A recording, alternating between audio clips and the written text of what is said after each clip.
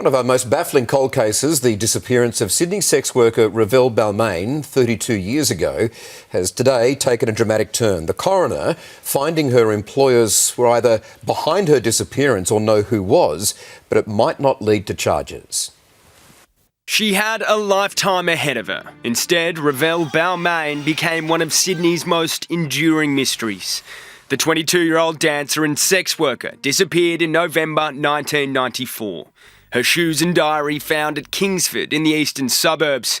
For years, suspicion centred on the last client to see her alive, Gavin Samer. But today, a coroner turned the spotlight on Jane King and Zoran Stanojevic, who employed Balmain at their Select Companions escort agency, saying the pair repeatedly lied to police and the courts. Neither Miss King nor Mr. Stanojevic were witnesses of truth. Their lies permit a conclusion that they either knew who was responsible for Miss Balmain's disappearance or were themselves somehow involved. Despite the damning words, the coroner found there's not enough evidence to lay charges. Would you mind if I put this poster up? Balmain's parents have since died, but never lost hope of closing the case.